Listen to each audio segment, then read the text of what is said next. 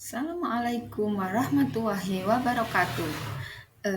Salam bahagia dan salam sehat para guru hebat.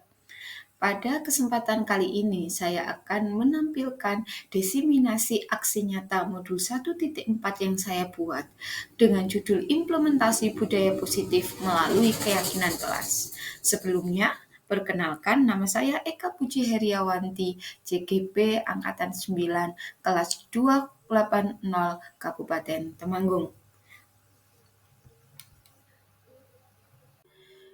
Tujuan dari kegiatan diseminasi ini, yang pertama adalah menumbuhkan budaya positif dengan menanamkan nilai kebajikan dan keyakinan dan kesepakatan kelas yang sudah dibuat. Yang kedua, menumbuhkan nilai-nilai profil pelajar Pancasila pada diri peserta didik dalam proses pembelajaran. Yang ketiga, memahami konsep posisi kontrol sebagai pendidik. Yang keempat, memahami konsep kebutuhan dasar manusia. Yang kelima, memahami penerapan segitiga restitusi. Dan yang keenam, meningkatkan keberanian dan rasa percaya diri murid untuk mengemukakan pendapat mengenai gambaran kelas yang diinginkan. Yang ketujuh, menumbuhkan motivasi intrinsik murid. Kedelapan, mewujudkan pembelajaran yang berpihak pada murid. Dan yang kesembilan, menumbuhkan budi pekerti yang baik, yaitu tanggung jawab, disiplin, dan komitmen. Yang ke-10, mengajarkan nilai-nilai kebajikan. Selamat menyaksikan.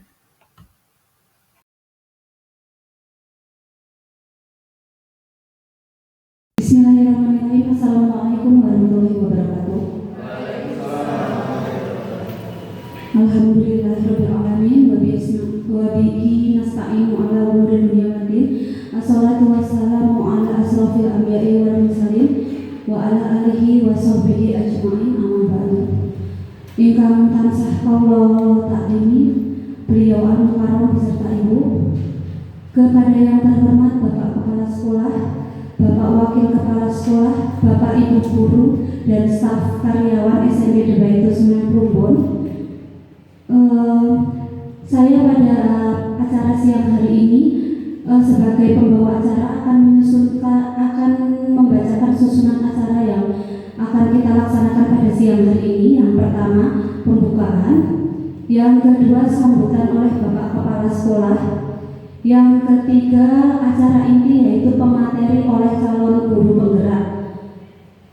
Karena acara sudah siang, marilah kita buka acara pada hari ini dengan bacaan Al-Fatihah secara bersama-sama. Al-Fatihah.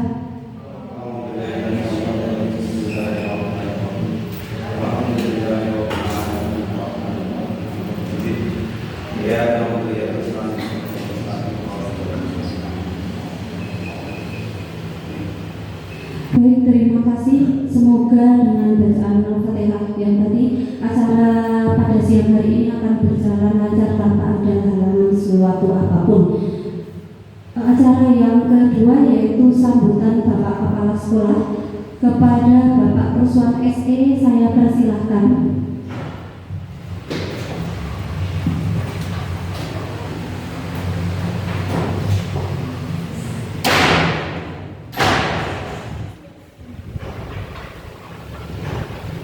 Assalamualaikum warahmatullahi wabarakatuh.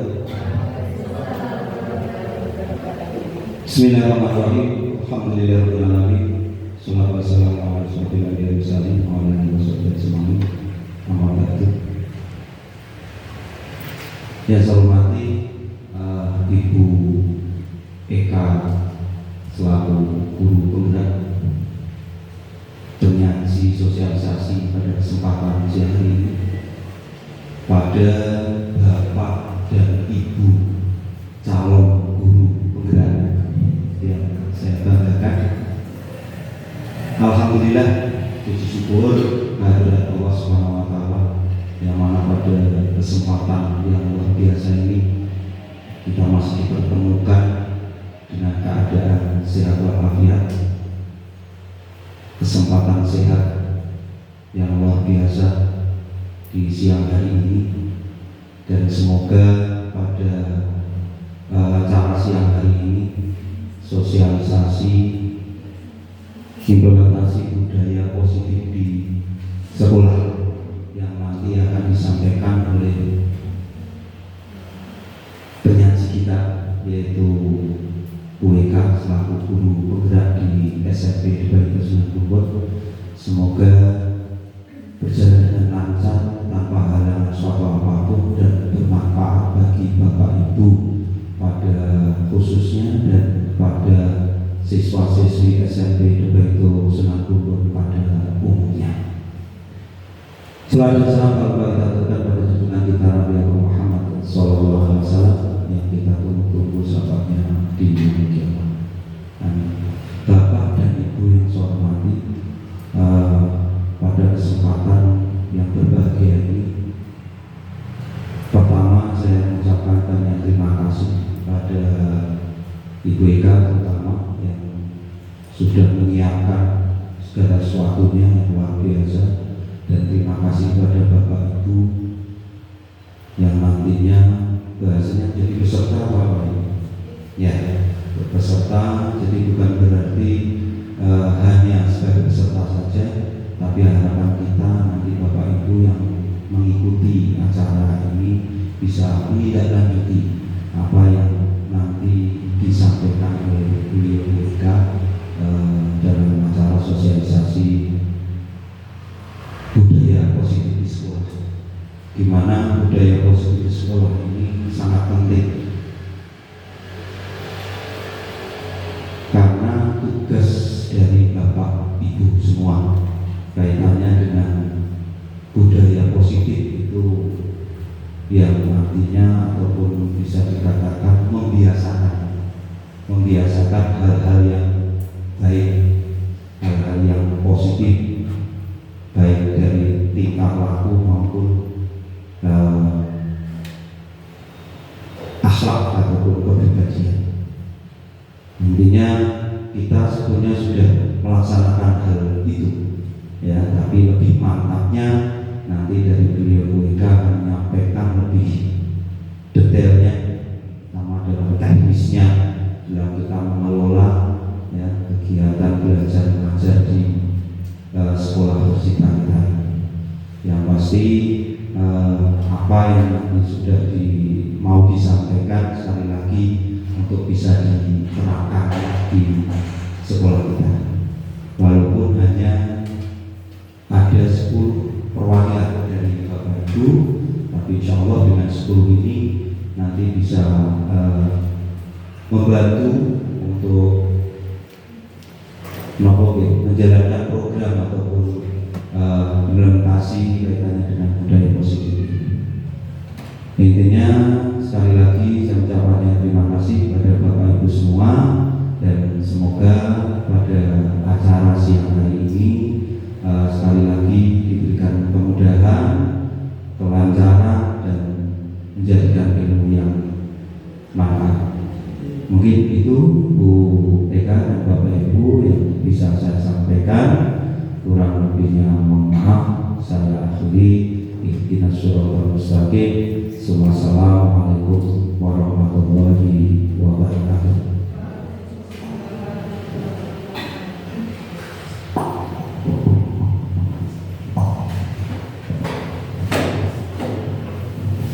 Baik, terima kasih kepada Bapak Kepala Sekolah yang telah memberikan sambutannya.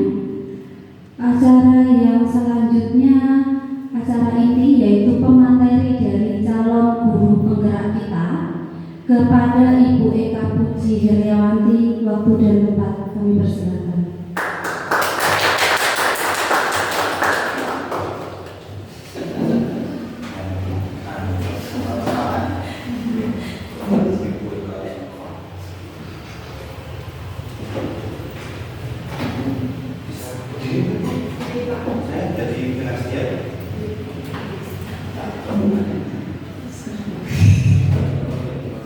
Assalamualaikum warahmatullahi wabarakatuh.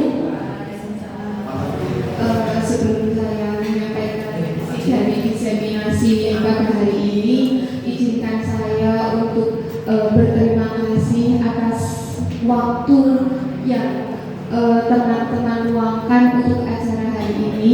Itu yang pertama. Yang kedua, terima kasih kepada Bapak Kepala Sekolah yang sudah memberikan sarana prasarana dan dukungannya untuk terlaksananya program dari pendidikan guru penggerak ini. Terima kasih Bapak. Untuk yang pertama, izinkan saya melakukan diseminasi modul 1.4 terkait dengan budaya positif yang akan kita lakukan di SMP Subaito Sunan Gunung Barat. Sebelum Bapak boleh saya saja.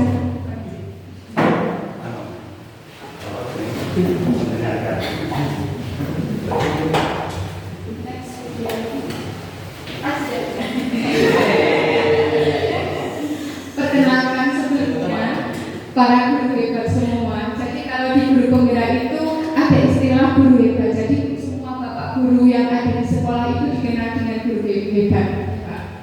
Nama saya Eka Puji Heriawanti. Saya adalah calon guru penggerak Kabupaten Temanggung angkatan 9 kelas 280. Sebelum kita mulai ke materi, kita screening terlebih dahulu Bapak Ibu biar kita fresh. Mungkin di situ saya sudah menyediakan sticky note. Jadi silakan dari semua Bapak Ibu guru menulis 3 kata saja, 3 kata diharapkan kepada siswa di masa depan.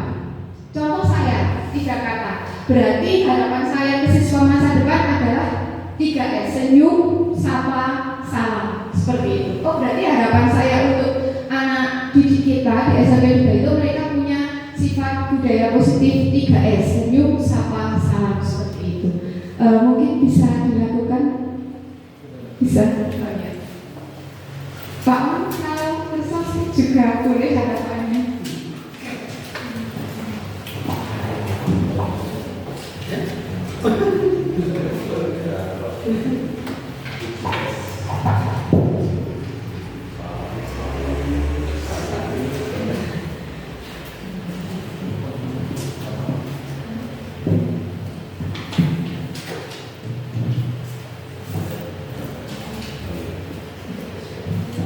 Pak W pusing, 3 kata pusing. Oh iya. Tak kira pusing.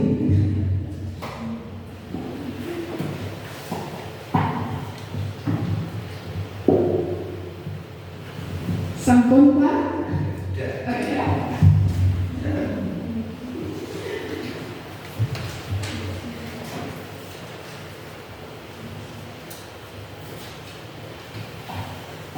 Monggo yang sudah selesai boleh ditempelkan di papan tulis dan menyebutkan 3 kata harapan ke siswa kita.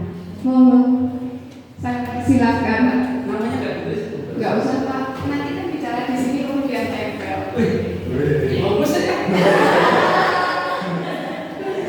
Monggo, siapa yang sudah selesai? Ayo Bu Tanti.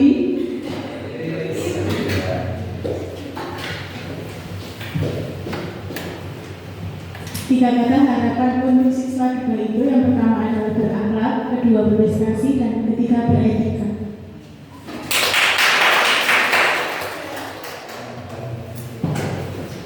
Yang lain? Ya, Bu Adi, silakan.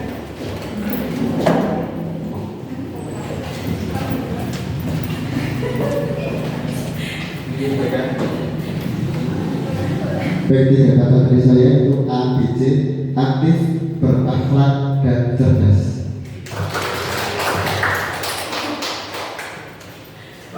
Monggo Bu Adi.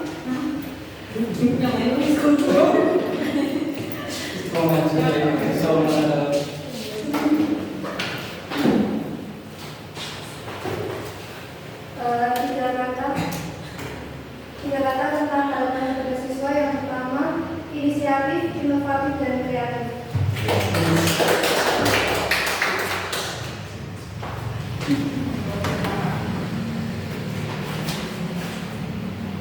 Saya juga.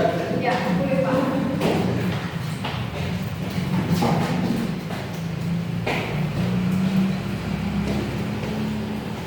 Harapan saya untuk siswa 3M, mandiri, maju, dan mapan.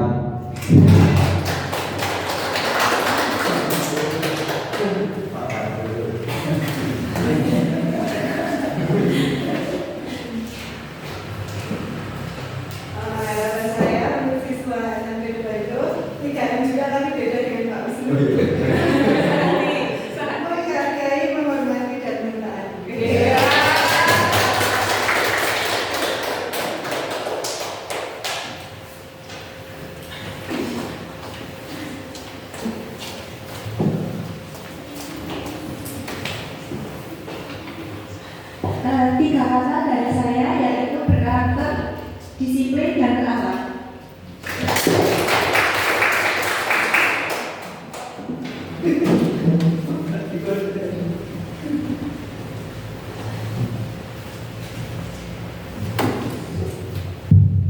Terima kasih.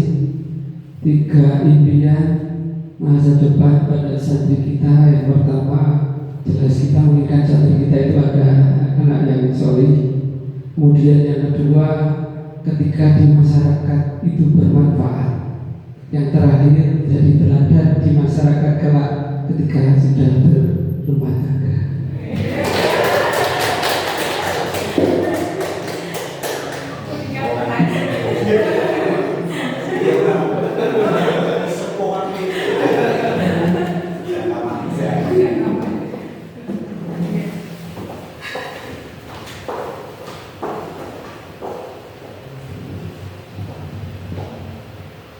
Harapan ada 3 ini.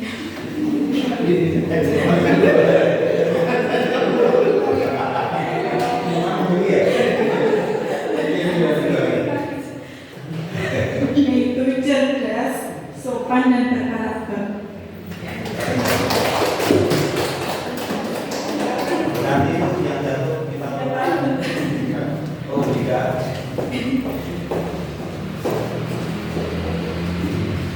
Baik, harapan saya kepada siswa di SMP Baitu ini yaitu mereka dapat hidup bahagia, damai, dan sejahtera. Kalau mereka sudah hidup sejahtera, maka mereka dapat mengaktualisasikan diri.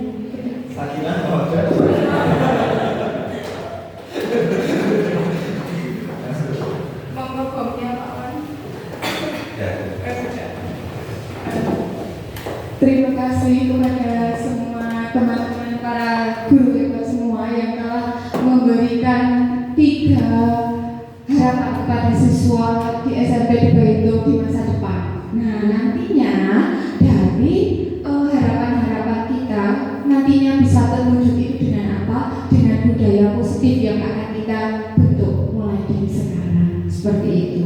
Nah, ada banyak tadi harapannya. Yang pertama berakhlak, kemudian cerdas, tadi senyum sapa salam, kemudian bermanfaat bagi orang lain. Nah, seperti itu. Jadi semua harapan Bapak Ibu semua akan bisa terlaksana jika apa? Jika kita menerapkan budaya positif yang ada di sekolah. Itu sebagai prolognya atau pembukaan kita. Nah, langsung kita masuk ke materi yang pertama. Jadi selalu di dalam pendidikan guru penggerak ini yang pertama atau awalnya selalu adalah tentang filosofi atau pendidikan Ki Hajar Dewantara. Karena Ki Hajar Dewantara itu mengapa selalu digaung-gaungkan dengan pendidikan? Karena beliau adalah pencetus pertama atau bapak pendidikan pertama di Indonesia. Nah, menurut filosofi KHD, siswa itu kalau kita tahu di awal, kita menganggap bahwa siswa itu dia adalah sebuah kertas kosong. Nggih, kalau di awal kita selalu seperti itu bilang, oh anak itu dia kertas kosong, itu anak. Kita akan mengisi atau menulis di kertas itu sesuai kemauan kita. Itu adalah cara lama atau pandangan lama. Nah, tetapi menurut filosofi KHD, kertas atau anak itu diibaratkan dengan kertas, tapi dia sudah ditulisi dengan tulisan menggunakan tinta. Itu. Jadi tugas kita bukan untuk menulis di tinta itu, bukan, tapi tugas kita adalah menebalkan tinta-tinta yang ada atau yang sudah tertulis. Itu menurut filosofi tadi. Berarti dapat kita simpulkan bahwa anak itu aslinya, anak atau siswa kita itu aslinya dia sudah punya potensi dulu di awal. Sudah punya potensi dari awal, sudah punya watak dari awal. Tinggal kita mengarahkan bagaimana suatu potensi, minat dan watak dari siswa itu dia berakhir ke arah yang positif. Seperti itu. Jadi dia sudah ditulis dulu, sudah ada tulisan dulu. Seperti itu. Jadi kita tinggal menegakkan dan mengarahkan ke arah yang positif. Itu menurut filosofi KHD. Nah, di sini guru itu bukan sebagai eksekutor di dalam pendidikan. Jadi di sini guru hanya sebagai fasilitator atau pendukung di dalam pendidikan itu sendiri. Yang mencari suatu pembelajaran itu bukan guru, tapi yang mencari suatu pembelajaran itu adalah murid. Makanya kenapa di dalam pembelajaran yang kita lakukan saat ini itu lebih mengarah ke pembelajaran berkelompok, di mana dalam satu kelompok itu mereka mencari sendiri ilmu yang mereka dapatkan, dan di sini guru hanya menuntun saja. Mau materi apa? Oh ya, guru hanya mengarahkan, mereka mencari sendiri. Nah, itu pembelajaran untuk saat ini. Di sini juga guru diibaratkan sebagai petani, atau kalau di dalam ilmu yang saya dapatkan yang baru itu adalah tabula rasa. Jadi guru itu tidak menuntut sesuai kemauan guru, itu bukan, tetapi guru itu bagaimana dia mengolah suatu pembelajaran agar pembelajaran di dalam kelas itu lebih menarik. Kalau sampai saat ini yang sudah kita lakukan kan anak harus bisa materi yang kita ajarkan, seperti itu. Harus selalu mencatat apa yang guru mau, anak harus ikuti, itu seperti itu.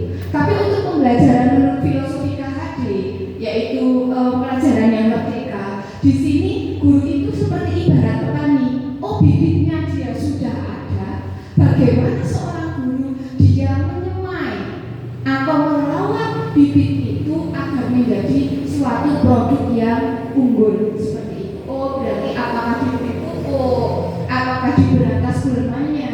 Sama kalau kita ibaratkan dengan pembelajaran, bagaimana suatu potensi pembelajaran itu dia bisa menyenangkan. Oh, berarti kita bisa pakai ini. Oh, bisa kita pakai LCD, mungkin bawa LCD. Oh, bisa juga kita bawa pembelajaran berkelompok yang menyenangkan, seperti itu. Jadi itu adalah contoh dari filosofi KHD. Nah, di sini membangun budaya positif di sekolah berarti menggerakkan dan memotivasi warga sekolah agar memiliki, meyakini dan menerapkan nilai-nilai kebajikan yang disepakati. Ini digarisbawahi. Jadi budaya positif itu harus ada kesepakatan antara seluruh stakeholder sekolah, baik itu kepala sekolah, guru, kemudian TU dan siswa. Jadi keempat itu dia berkolaborasi sama-sama membentuk budaya positif yang berpihak pada murid dan berimbas pada terciptanya lingkungan positif serta mendukung murid menjadi pribadi yang bahagia, mandiri dan bertanggung jawab sesuai dengan filosofi KHD. Nah, ini. Jadi ini adalah contoh budaya positif yang bisa dilakukan di sekolah. Yang pertama adalah salam senyum sapa salam. Itu yang pertama. Jadi kita sudah membiasakan murid untuk selalu saling saat bertemu dengan kita. Itu. Yang kedua adalah percaya diri di depan kelas. Ini yang harus kita tingkatkan sampai saat ini. Jadi budaya untuk mereka lebih percaya diri, mereka lebih berani, itu harus selalu kita tingkatkan. Yang ketiga adalah mandiri dan bertanggung jawab. Yang keempat kondusif di dalam kelas. Kemudian yang terakhir harus ada kolaborasi antara guru dan murid terkait dengan kegiatan apapun di sekolah. Next. Nah, ini ada lagi beberapa budaya positif. Berdoa sebelum kita mulai pelajaran, kemudian melakukan pembiasaan bersih kelas. Ini yang selalu saya tekankan, yang sudah saya tekankan di kelas-kelas yang saya ajar. Jadi setiap saya masuk kelas, saya selalu mengingatkan kepada siswa untuk selalu mengambil sampah yang berserakan di kelas. Jadi sebelum mulai pelajaran, mungkin Bapak Ibu guru bisa melakukan pembiasaan positif menjaga kebersihan kelas dengan menginstruksikan atau menyuruh kepada siswa mengambil sampah yang ada di sekelilingnya. Jadi itu mungkin cukup efektif karena setiap itu itu sebagai pembiasaan, nanti saat itu sudah menjadi pembiasaan di dalam sebuah kelas, nanti saat sudah pelajarannya Bu Eka, berarti sudah tahu, mereka harus mengambil sendiri sampah yang ada di dalam kelas, seperti itu. Kemudian pembelajaran aktif di dalam kelompok, kemudian saling menghargai dalam perbedaan. Itu mungkin budaya positif yang sudah ada atau sudah semakin nampak. Nah, ini jadi konsep budaya positif itu ada 5. Yang pertama itu ada perubahan paradigma belajar. Yang kedua itu ada disiplin positif. Yang ketiga itu motivasi manusia. Yang keempat itu posisi kontrol. Dan yang terakhir adalah keyakinan kelas dan segitiga restitusi. Ini adalah hal yang baru di kita. Ada segitiga restitusi. Oke, sebelum kita ke materi lagi, kita remember atau mengingat kembali. Jadi ini terkait dengan budaya positif juga. Dulu di waktu sekolah Bapak Ibu guru dan saya. Jadi kita remember yang pertama masa sekolah Bapak Ibu guru. Yang pertama, ingat-ingatlah peristiwa yang pernah Anda alami di bangku sekolah. Ada peristiwa senang mungkin, atau peristiwa yang membanyolkan.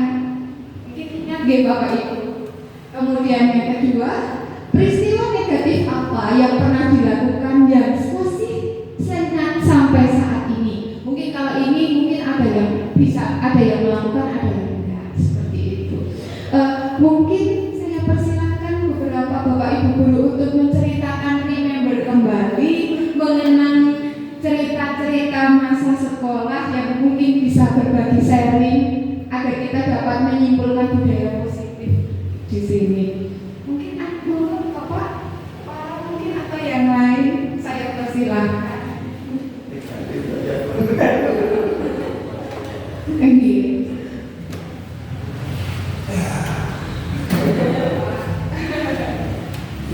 Oke, yang pertama mengingat pada masa SMP.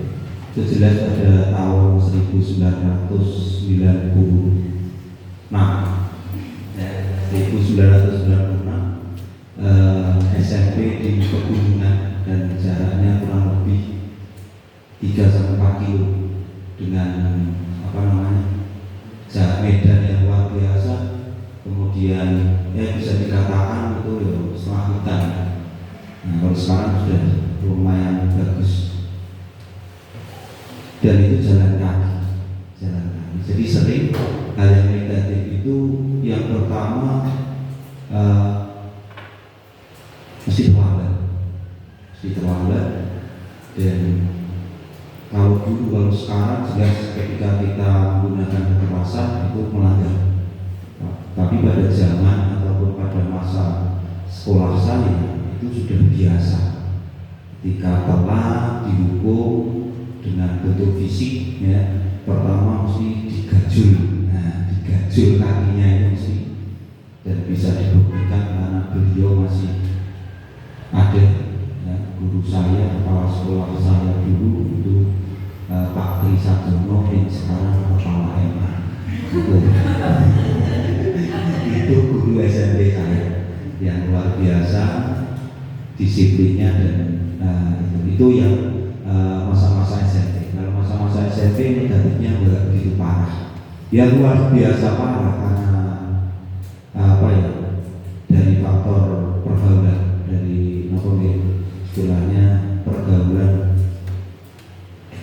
mau nih sekolah nang desa, kemudian sekolah potong dengan menggunakan sepeda motor. Nah, ini luar biasa. Tahun 1900 suruh lahir tahun itu. Nah, itu nek tak ceritake kaya ini buka air. Tapi mau tidak mau ya memang kon cerita ya. Dan mungkin ini yang menjadikan motivasi nangin tidak saya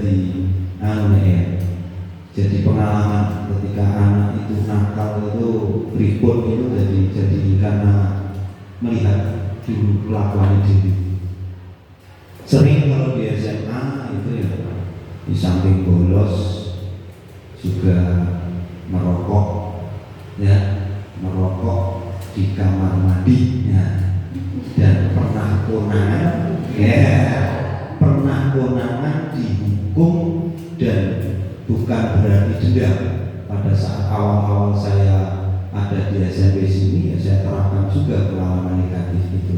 Jadi ada anak yang konangan rokok, ya hukumannya sama pada saat saya di SMA. Nah ini apa ya, bisa dikatakan hal negatif itu sebetulnya ilmu yang bagus menurut saya. Bagusnya ini, itu kan pengalaman, ya pengalaman. Jadi untuk apa namanya kedepannya agar ada baik itu kan harus melakukan keburukan. Ada positif, ada negatif. Jadi ini saling berjodoh. Jadi positif, buat malah repot, ya.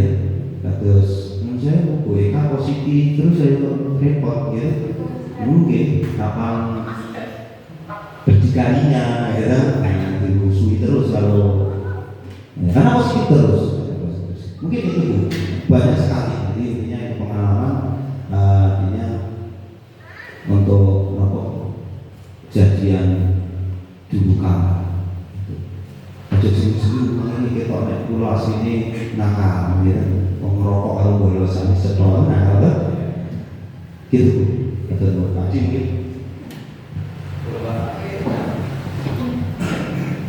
Ini cerita pada zaman saya SMA. Kota kecamatan Pak. Jadi pada waktu itu saya kelas 3. Kelas 3 itu yang paling saya tidak pernah lupa. Karena pada waktu kelas 2 itu kan saya memang di salah satu pelajaran akuntansi itu kebiasaan mencontek. Nah pada waktu kelas 3 karena memang sudah mulai kelulusan, dari situ saya kemudian berubah, lebih memperhatikan. Tetapi ketika saya mendapatkan nilai yang memang dari hasil kerja saya sendiri, karena memang dulu-dulunya sering mencontek, jadi saya itu dijustifikasi sama guru bahwa hasil yang saya dapat itu nilainya juga dari mencontek. Nah, mulai dari situ saya timbul males untuk mengikuti pelajaran lagi. Padahal cuman ya sepele itu tadi, ya mungkin untuk pelajaran bagi bapak ibu guru juga, jangan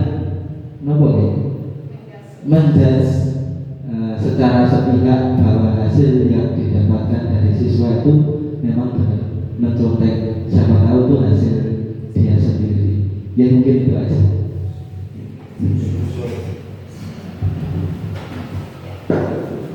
Mungkin dari ibu-ibu, mbak-mbak, ada yang mau menceritakan kisah semasa SMA?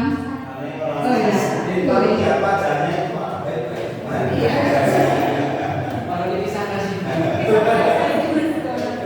Saya ingin menceritakan peristiwa negatif yang pernah pengalaman saya. Waktu SMP sekitar kelas 9, saya itu memiliki guru matematika yang galaknya minta ampun, dan beliau itu punya prinsip, nek kamu tidak memperhatikan saya ketika saya menjelaskan, silahkan langsung keluar. Jadi tegas banget. Jadi kita itu tidak boleh nyoret-nyoret buku, tidak boleh ketika beliau menjelaskan, kita itu tidak boleh sambil nulis. Nah, jadi harus fokus tulis mawon boten parang waktu itu. Nah, suatu ketika saya itu memang orangnya sering migrenan. Waktu itu saya migren banget. Saya mau izin ke UKS, saya takut. Wah, sudah pelajarannya Bapak ini. Saya takut. Setelah itu saya kontrak-kontrak di kelas. saya tiduran gini karena saking pusingnya saya.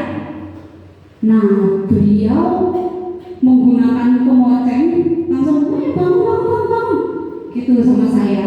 Padahal ya ini untuk Bapak Ibu guru juga, jangan langsung memberikan kekerasan fisik, karena murid-murid kita itu punya alasan tersendiri kenapa mereka seperti itu.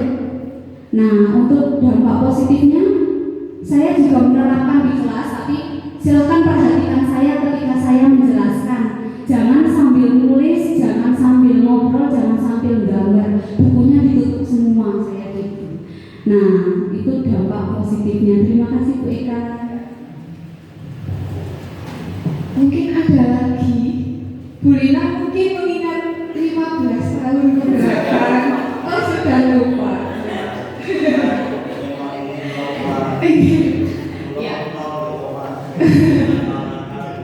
Iya.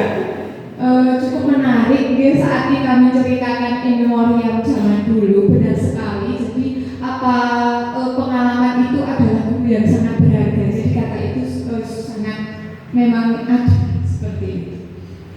Jadi mungkin dari pengalaman Bapak Ibu guru yang sudah atau yang pernah dilakukan itu akan menjadi suatu yang dapat menerapkan budaya positif di sekolah. Kita jangan ini, atau kita mau ini, seperti itu. Nah, ini jadi inti dari budaya positif yang pertama adalah perubahan paradigma belajar. Maksudnya apa? Maksudnya di sini apa yang harus dirubah di dalam pembelajaran kita?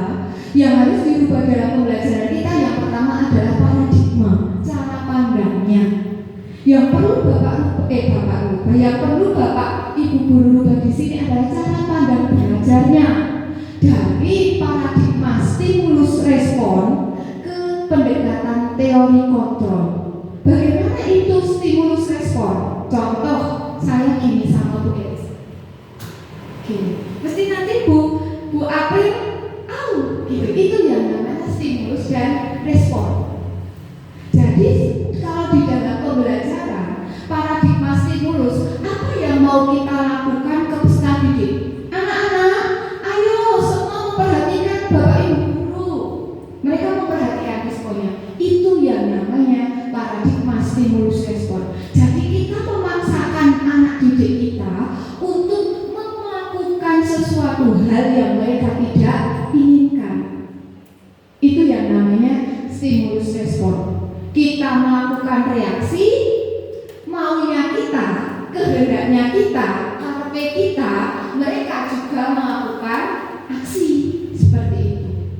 Nah, ini menurut filosofi KHD sekarang dirubah dengan pendekatan teori kontrol. Jadi di sini maksud dari pendekatan teori kontrol diharapkan Bapak Ibu guru saat mengajar di dalam kelas dia diatur dulu apa yang murid mau apa, kenapa kamu melakukan seperti ini, kenapa kamu mengantuk di dalam kelas. Jadi benar tadi, jangan sekali-kali melakukan mengejar siswa seperti itu. Kita ditelusuri dulu dari awal apa yang mereka mau.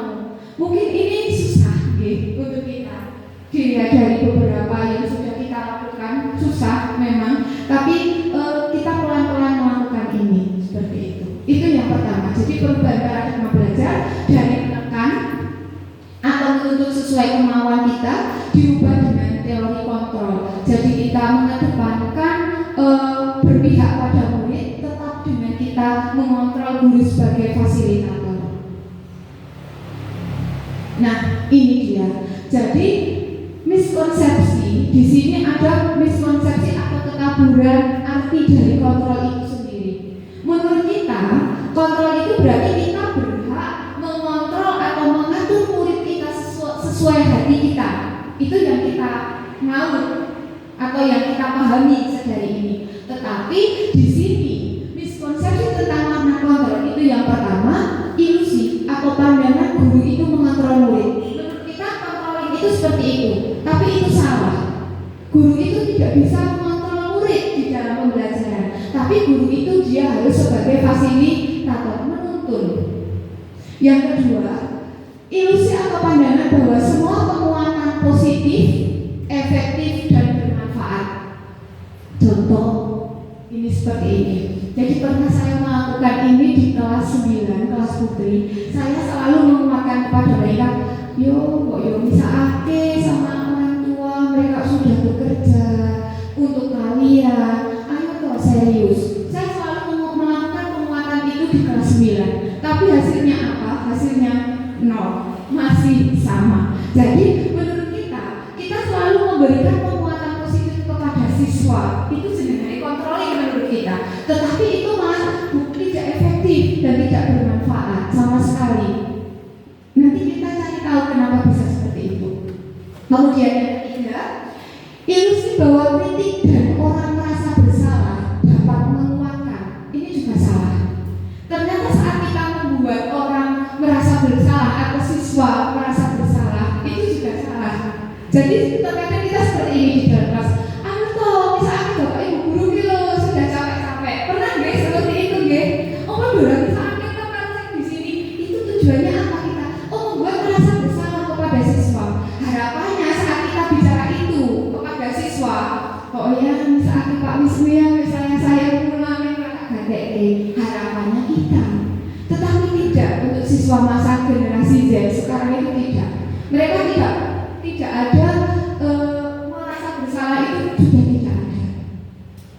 Dan sama sekali tidak memuatkan juga. Dan yang terakhir, miskonsepsi tentang kontrol yang keempat adalah ilusi atau pandangan bahwa orang dewasa memiliki hak untuk memaksa. Nah, ini kebanyakan kontroling itu memaksa, gitu? Ya, itu. Jadi itu salah. Bukan kontrol yang sesungguhnya.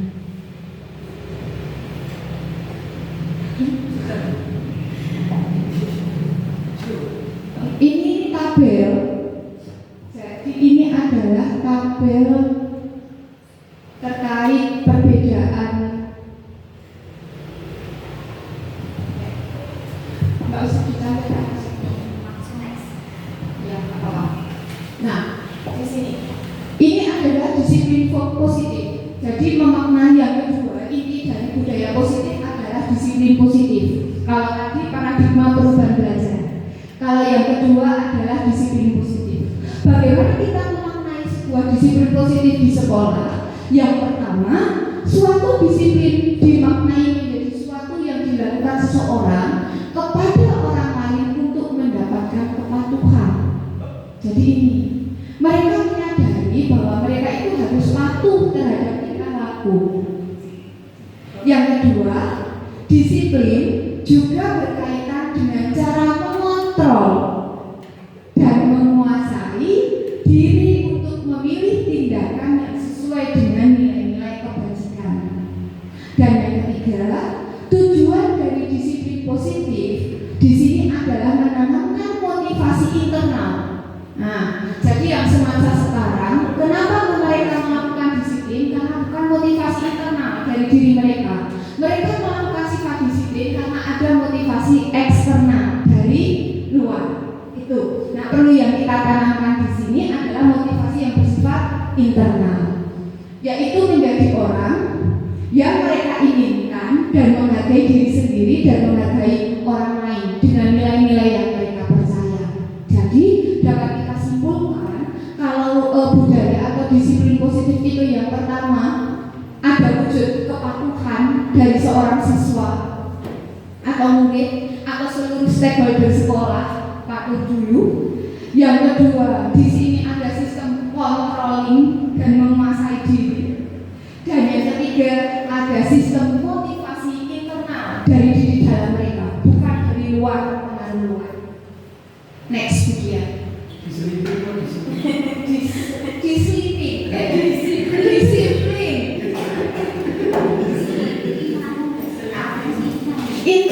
Ini tentang budaya positif yang keempat adalah tentang kebutuhan dasar.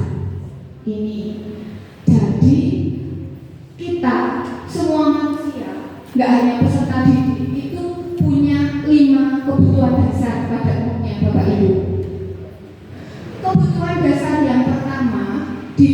tengah yang paling pusat itu adalah kebutuhan untuk bertahan hidup. Bagaimana suatu saat kita di dalam masyarakat atau saat ini kita bisa bertahan hidup? Berarti kita mencukupinya dengan kebutuhan sandang, pangan, papan, itu untuk kebutuhan hidup. Nah, kebutuhan bertahan hidup siswa kita itu sudah kita lakukan atau sudah dipenuhi oleh orang tua siswa masing-masing. Itu. Kemudian yang harus kita cukupi kebutuhan siswanya itu ada 4 di dalam pembelajaran yang harus kita lakukan. Yang pertama adalah kebutuhan akan kesenangan. Yang kedua adalah kebutuhan akan cinta dan kasih sayang. Ternyata itu siswa juga butuh cinta dan kasih sayang dari Bapak Ibu guru. Dan yang keempat adalah kebutuhan akan penguasaan. Dan yang terakhir adalah kebutuhan akan kebebasan. Nah, sebisa mungkin Bapak Ibu guru dalam pembelajaran ini bisa merecover lagi atau mengcover 4 kebutuhan peserta didik kita. Baik itu kebutuhan akan kesenangan, mereka merasa senang di mata pelajaran yang kita ajar, kebutuhan akan cinta dan kasih sayang, kebutuhan akan kebebasan dan penguasaan. Bagaimana suatu manajemen kelas atau suatu menciptakan kelas itu dapat senang? Dengan apa? Berarti melakukan inovasi pembelajaran yang menyenangkan. Kira-kira siswa itu nggak bosan lihat saya itu bagaimana sih kayak gitu. Jadi mereka merasa senang. Yang kedua, kebebasan. Silakan di dalam kelas kondisikan siswa bebas mengungkapkan pendapat. Siswa bebas memilih apa minat yang mereka inginkan. Seperti itu. Bu, saya mau belajar di luar ruang kelas. Oh ya, berarti matematika kita menghitung batu. Semoga seperti itu. Oh, mencari bangun ruang yang berbentuk lingkaran, kemudian dihitung volumenya. Oh ya. Ya, kemudian dihitung volumenya. Kadang-kadang kita boleh mengajak anak pergi keluar kelas atau pergi keluar untuk melaksanakan pembelajaran outing kelas, tapi masih di dalam kondisi sekarang. Kemudian yang keempat adalah penguasaan. Ini juga penting. Jadi penguasaan itu kita menganggap guru terkadang memberi reward kepada siswa. Reward di sini itu bukan reward barang, tapi reward di sini seakan-akan siswa itu berharga di mata kita. Seperti itu. Dengan cara apa? Mungkin dengan cara pujian atau applause itu sudah cukup. Itu. Next book. Nah, ini ke motivasi perilaku manusia. Tidak hanya siswa. Kita melakukan sesuatu, tetap ada motivasinya atau ada dorongannya. Kenapa kamu berangkat lebih pagi terus? Kenapa dengan berangkat pagi terus? Agar di jalannya santai. Oh, agar di jalannya santai. Ya, motivasi internalnya itu. Tak kira agar dapat uang yang banyak. Itu salah satu motivasi itu kayak gitu. Jadi motivasi itu dorongan kita melakukan sesuatu. Kalau kita ke Bapak Ibu guru, motivasi eksternal kita berangkat, motivasi kita eksternal berangkat tadi apa? Oh, nanti biar ada ketepatan waktu dan ketepatan hadir, seperti itu. Sama, apakah pada diri kita itu sadar? Aku ora makan gisi amen, pancen aku niate ora makan gisi, seperti itu. Ada seperti itu. Itu juga namanya motivasi internal. Nah, motivasi perilaku manusia ada eksternal, ada internal. Motivasi eksternal yang pertama adalah untuk menghindari ketidaknyamanan atau hukuman. Ini siswa.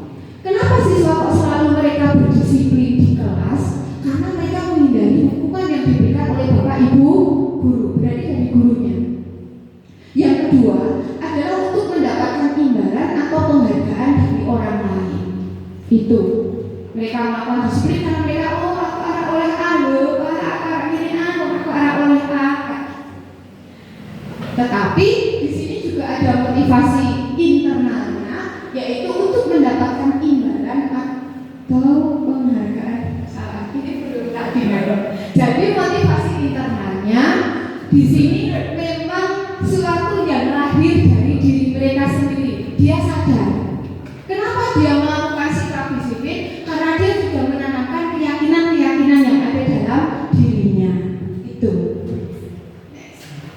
Nah, ini kita ke hukuman dan penghargaan. Jadi, ini menurut Alfie Kohn di dalam buku yang berjudul Punished Bullyward tahun 1993 mengemukakan baik penghargaan maupun hukuman adalah cara-cara mengontrol perilaku seseorang yang menghancurkan potensi dalam pembelajaran yang sesungguhnya. Ini juga ilmu yang baru bagi saya, karena saya baru tahu sebuah penghargaan itu dia malah dapat merusak potensi peserta didik. Kita tahunya penghargaan itu dia malah akan meningkatkan motivasi kemauan siswa.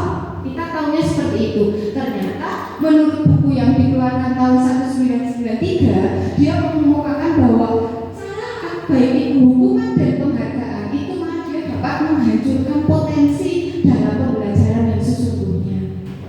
Next. Mengapa? Karena yang pertama, penghargaan itu sama sekali tidak efektif. Karena kalau tidak ada penghargaan, berarti nanti siswa tidak akan melakukan apa-apa. Atau dia kalau tidak ada penghargaan, berarti siswa itu dia tidak aktif atau pasif. Itu sama sekali tidak efektif. Yang kedua, penghargaan itu dapat menurunkan kualitas. Yang ketiga, penghargaan juga akan mematikan kreativitas. Kenapa? Karena yang dapat penghargaan cuma itu saja, kayak gitu. Biasanya kan seperti itu, yang dapat penghargaan cuma anak itu saja. Di situ nanti akan berimbas pada apa? Paling yo kae, misalnya aku ora masih naung, sik mulai yo kae. Nah, itu nanti akan mematikan kreativitas siswa. Dan yang keempat, penghargaan akan merusak hubungan. Penghargaan kayak gitu, awas kayak itu nanti pasti akan terjadi di seluruh siswa. Next. Nah, ini ilmu yang baru lagi. Jadi ini tentang restitusi. Jadi restitusi itu apa? Restitusi di sini adalah proses menciptakan kondisi bagi murid untuk memperbaiki kesalahan mereka, sehingga mereka bisa kembali pada kelompok mereka dengan karakter yang lebih kuat. Nah, di sini mereka yang penting dari restitusi ini, dia adalah kita sebagai fasilitator, siswa dia menyadari kesalahannya dan dapat menyelesaikan masalah itu dengan bantuan guru. Intinya itu dari restitusi. Nah, jadi ini adalah perbedaan hukuman, konsekuensi, dan restitusi. Sebelumnya mungkin ada yang sudah pernah membuat konsekuensi di dalam kelas, peraturan kemudian ada konsekuensinya, atau langsung dihukum gitu? Iya, tetap ada gitu. Ada yang langsung salah hukum, kayak gitu. Ada mungkin? Nggak ada. Berarti sudah membuat suatu konsekuensi ini. Jadi ini adalah perbedaan hukuman, konsekuensi, dan restitusi. Hukuman itu apa? Hukuman itu dia adalah suatu perbuatan yang tidak terencana. Tiba-tiba murid tidak tahu apa yang akan terjadi atau tidak dilibatkan, bersifat satu arah dan berupa hukuman fisik atau psikis. Contoh di sekolah kita yang saya pandang sebagai hukuman itu adalah mengambil sandal milik siswa dan ditaruh di bangku. Itu adalah hukuman karena sebelumnya itu belum ada peraturan sebelumnya. Jadi itu terlihat seperti hukuman. Itu. Jadi dia tidak terencana tiba-tiba. Contoh lagi seperti hukuman. Seperti saya pernah itu saya sendiri melakukan. Jadi saya tidak sengaja atau saking mangkali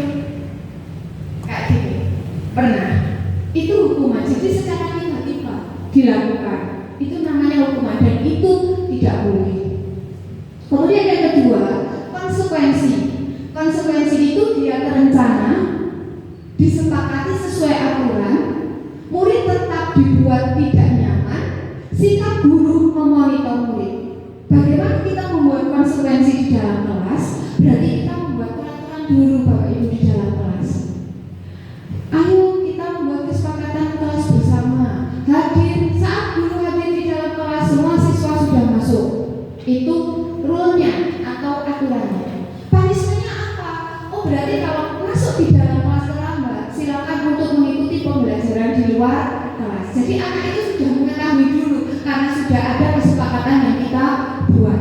Tapi kalau kita kamu telat, sudah telat, tanpa ada kesepakatan terlebih dahulu, itu namanya hukuman. Seperti itu. Jadi antara hukuman dan konsekuensi itu beda-beda tipis. Tapi kalau hukuman itu belum ada kesepakatan di awal, kalau konsekuensi itu sudah ada kesepakatan di awal. Dan yang terakhir adalah restitusi. Belum kemudian.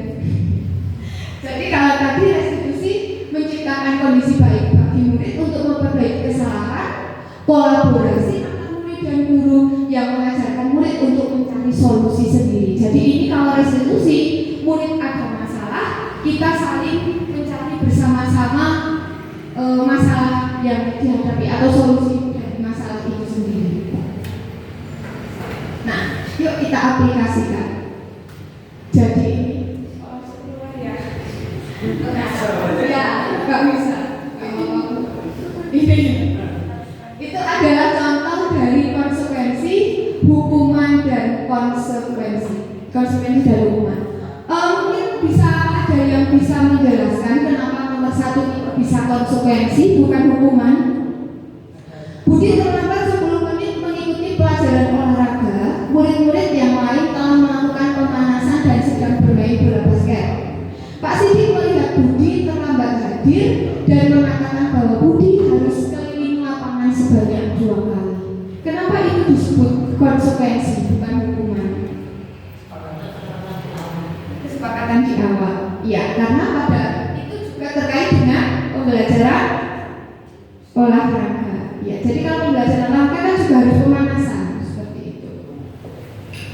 Kemudian yang nomor 2 itu sangat hukuman terlihat karena tidak mengenakan sepatu berwarna coklat. Pak Budi meminta Ani untuk melepas sepatunya sampai pembelajaran selesai. Jadi mereka nyeker, dihukum untuk nyeker. Itu dikatakan sebagai hukuman karena belum ada dari awal kesepakatan dari awal terkait sepatu berwarna coklat. Next. Nah di sini ya. Ya. Nah, ini. Jadi ini adalah 5 posisi kontrol Bapak Ibu guru.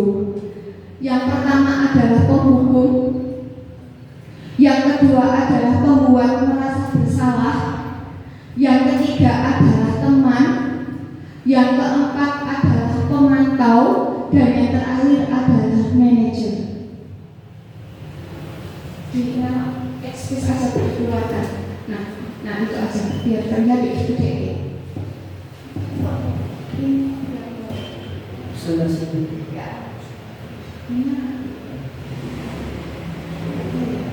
Ini dulu. Nah ini.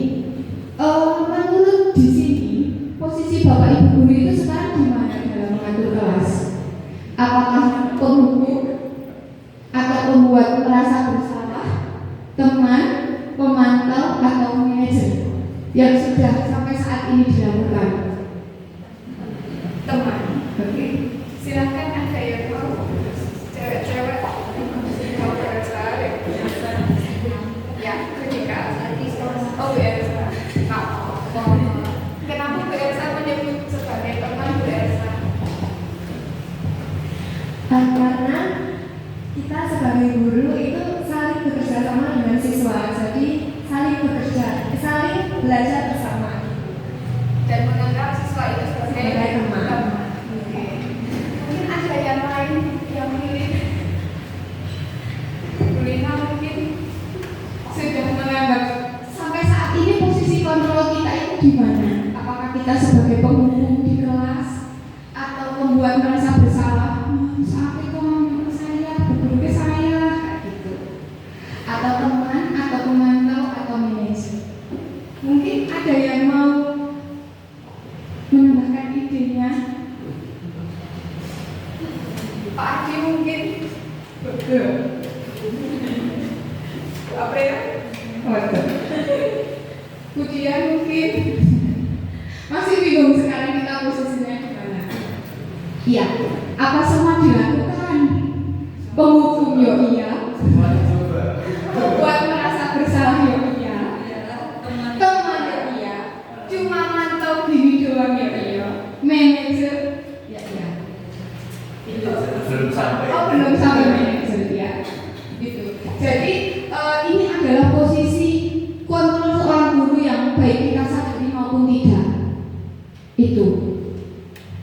Dan yang paling efektif apa? Yang paling efektif di antara kelima posisi guru ini adalah guru sebagai manajer, di mana guru dia melakukan proses controlling di dalam kelas, tetapi dia juga dapat merangkul semua siswa untuk menyelesaikan suatu masalah. Jadi kolaborasi dengan siswa, intinya itu.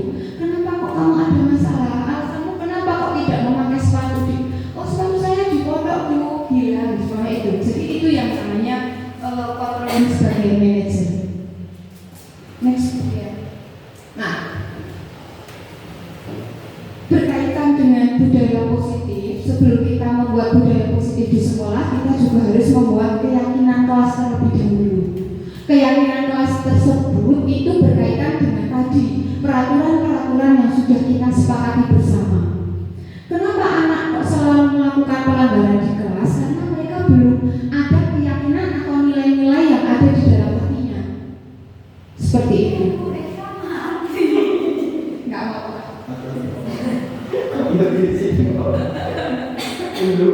Oke, itu keyakinan kelas Bapak Ibu. Jadi sebisa mungkin kita menanamkan keyakinan kelas yang ada di dalam sekolah, yang EK, yang guru SMP Belajar ID, ya. Masukkan Pak Budi.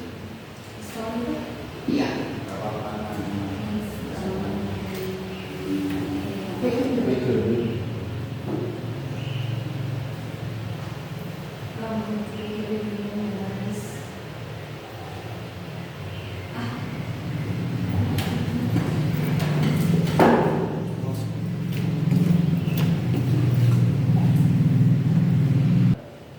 Ya, bagaimana pembentukan keyakinan kelas? Itu yang pertama, keyakinan kelas itu pernyataan-pernyataan universal atau umum. Itu berlaku di lingkungan atau di siswa, baik itu guru umum. Yang kedua, pernyataan keyakinan kelas senantiasa dibuat dalam bentuk positif. Jadi kalau yang bentuk negatif itu, bukan negatif nih, yang bentuk paksaan itu kebanyakan kan jangan. Tidak boleh membuang sampah sembarangan. Itu peraturan namanya, bukan keyakinan kelas. Sebaiknya suatu keyakinan kelas itu dibuat positif, menciptakan suatu kelas yang rapi, bersih dan kondusif. Seperti itu. Biasanya kan kita dilarang membuang sampah sembarangan, dilarang menggunakan seragam yang tidak sesuai aturan, dilarang memakai sepatu, dilarang memakai sandal saat di sekolah. Nah itu bukan suatu kalimat yang positif di siswa. Nah kita dapat membuat keyakinan kelas dengan suatu bentuk kalimat yang lebih positif agar mengena di dalam siswa masing-masing. Kemudian yang ketiga, keyakinan kelas sebenarnya tidak terlalu banyak sehingga mudah diingat. Cukup 3 atau 4, tapi siswa itu dia melakukan dan dilakukan terus-menerus atau kontinu. Dan yang keempat, keyakinan kelas baiknya sesuatu yang dapat diterapkan atau aplikasikan.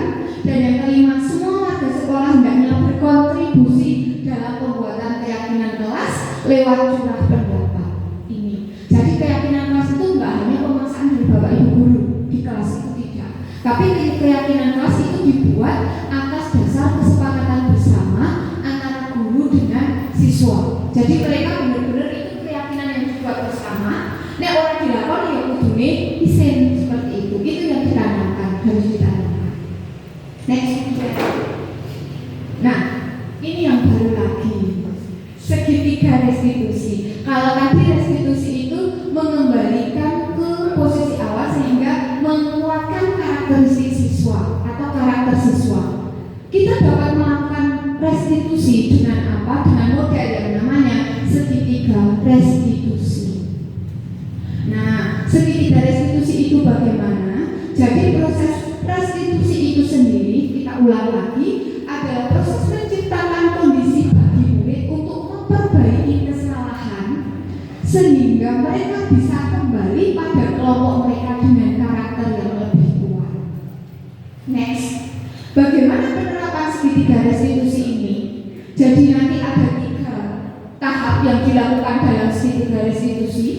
Yang pertama adalah menstabilkan identitas. Jadi sebelum kita mengejudge anak itu bersalah, kita kumpul kesek bocah yang melakukan kesalahan itu. Enggak apa-apa, Bu Eka juga pernah kok melakukan kesalahan yang sama. Wajar, manusia itu bukan manusia yang sempurna. Jadi itu kita kumpul ke anak dulu, biar mereka itu, oh ya bener ya, berarti manusia atau semua orang itu bisa melakukan kesalahan. Itu yang namanya menstabilkan identitas. Jadi kita tidak langsung dia ngomong sepatu salah kayak gitu, itu namanya ngejudge. Kamu melanggar peraturan loh, itu mengejudge. Tapi saat kita melakukan sistem controlling atau manajer yang baik, kita posisi di posisi manajer, kita akan mencari tahu dulu kenapa anak melakukan seperti ini, bagaimana cara kita mendekati murid agar mereka itu bisa klik dengan kita. Seperti itu, yaitu yang pertama dengan cara menstabilkan identitas. Contohnya itu, setiap orang pasti pernah melakukan kesalahan. Kamu bukan satu-satunya yang pernah melakukan ini. Atau Bu Guru dulu juga pernah melakukan yang sama loh, seperti itu. Jadi mereka seakan-akan dikuatkan dulu. Oh iya ya, kayak gitu. Berarti ini seperti ini jelek ya, seperti itu. Dan yang kedua, setelah menstabilkan identitas, yang kedua segitiga restitusi yang kedua adalah menanyakan keyakinan. Jadi di sini kita menyuruh atau belajar bersama dengan siswa untuk mencari kesepakatan kita di awal. Ingat nggak kesepakatan kita yang dulu? Oh ingat Bu, apa saja contohnya? Silakan sebutkan. Mereka menyebutkan yang dari kita 4 tadi keyakinan kelas yang kita sebutkan. Oh ini. Berarti kamu menyadari nggak bahwa kamu punya salah? Oh iya Bu, saya seperti ini. Itu yang disebut dengan menanyakan keyakinan. Jadi dari awal dulu. Dan yang terakhir, segitiga restitusi yang terakhir adalah validasi tindakan yang salah. Jadi yang pertama kita kumpulkan dulu anak. Kalau semua orang itu bisa merasakan salah. Kemudian yang kedua baru menanyakan keyakinan sesuai dengan peraturan yang ada atau keyakinan kelas yang kita buat. Baru yang ketiga kita menyadarkan anak atau memvalidasi bahwa tindakan yang dilakukan anak itu salah. Dan dari itu mereka akan mengetahui bahwa perbuatan yang mereka lakukan itu salah. Tentu kamu punya alasan mengapa melakukan itu. Adakah cara yang lebih efektif untuk mendapatkan apa yang kamu butuhkan? Ini mungkin kata-kata yang tepat dalam segitiga restitusi. Jadi tidak langsung mengejudge bahwa anak itu melakukan kesalahan. Oh menyontekan kok itu sudah tidak boleh. Nah ini tadi sudah langkah-langkah restitusi. Yang pertama menstabilkan identitas. Tujuannya apa? Tujuannya adalah di sini mengubah anak dari anak yang gagal, anak yang membuat kesalahan, menjadi anak yang sukses. Kemudian yang kedua, memfasilitasi tindakan yang salah. Tujuannya adalah memenuhi kebutuhan dasar. Jadi dia memfasilitasi dulu kebutuhan dasarnya tadi apa? 5. Yang pertama bisa kesenangan, kebebasan, penguatan, penguasaan, cinta dan kasih sayang, dan yang terakhir kebutuhan untuk memenuhi hidup. Itu. Jadi tujuannya memenuhi kebutuhan dasar. Ditanya dulu kenapa. Dan yang terakhir baru menanyakan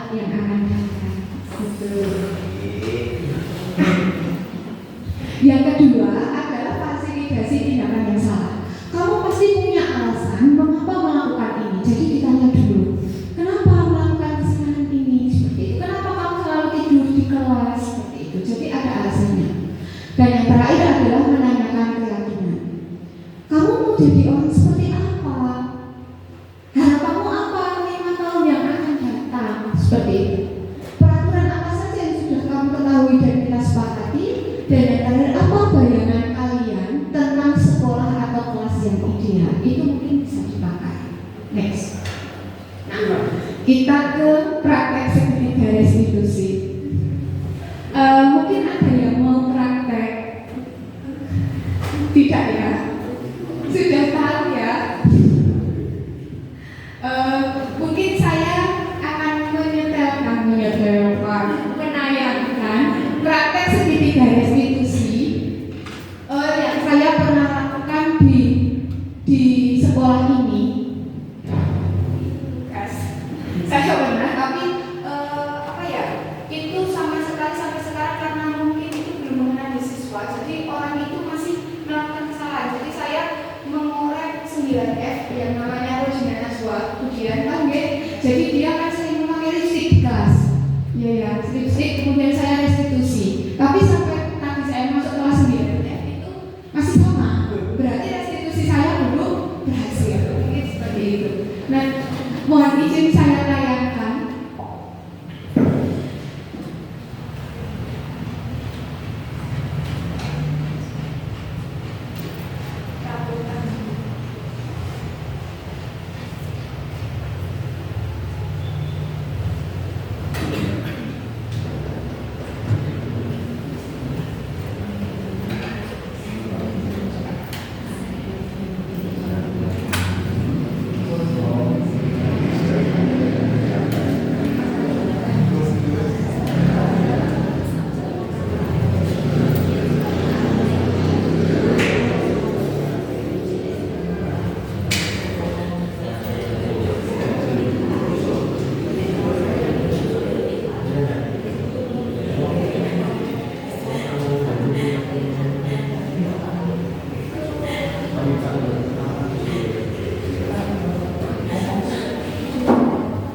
Mungkin dilakukan saja karena susah sinyal.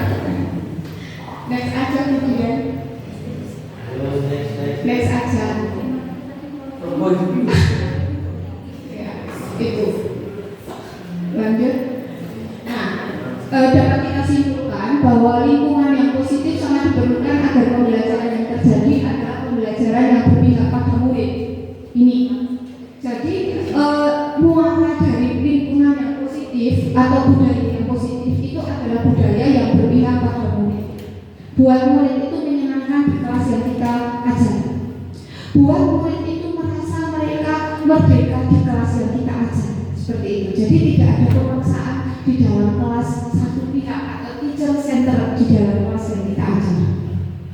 Nah, di sini yang berpihak pada murid itu diselenggarakan dalam suasana belajar yang pertama interaktif. Jadi interaktif itu saya bertanya, mereka menjawab. Yang kedua adalah inspiratif. Yang ketiga itu menyenangkan. Dan yang terakhir adalah memotivasi. Jadi sebisa mungkin pembelajaran yang kita lakukan itu dapat memotivasi anak untuk berpartisipasi aktif dan memberikan ruang yang cukup bagi kreativitas, kemandirian, sesuai bakat, minat, dan perkembangan fisik serta psikologis bagi anak. Itu. Next video. Dengan menciptakan lingkungan positif, terbentuk suatu budaya positif adalah suatu proses perjalanan pendidikan yang harus kita jalani. Karena kita sebagai pendidik, tanggung jawab kita seperti itu. Tanggung jawab kita sebagai seorang pendidik, selain kita memintakan atau menambah wawasan peserta didik, tapi kita juga menanamkan budaya positif bagi peserta didik itu agar bermanfaat baik di lingkungan sekolah maupun lingkungan masyarakat. Dengan suatu lingkungan yang aman, nyaman akan memberikan murid kesempatan dan kebebasan untuk berproses, belajar dan membuat kesalahan. Belajar lagi karena dia membuat kesalahan, kemudian belajar lagi sehingga mampu menerima dan menyerap suatu pembelajaran. Dan perlu diingat di sini bahwa selama seseorang merasakan tekanan-tekanan dari lingkungan, maka proses pembelajaran akan sulit terjadi. Saat kita maksain, ayo 1 tambah 1 ketemu pirang kudu benar, itu akan berbeda dengan kita mengajarkan ke siswa dengan cara yang lebih menyenangkan. Karena bekasnya di sini itu nanti akan berbeda. Dan salah satu tanggung jawab kita sebagai pendidik adalah menghilangkan gangguan-gangguan yang menghalangi proses perkembangan potensi murid ini. Terima kasih, ini adalah slide yang sudah ditunggu-tunggu Bapak Ibu. Jadi pesan saya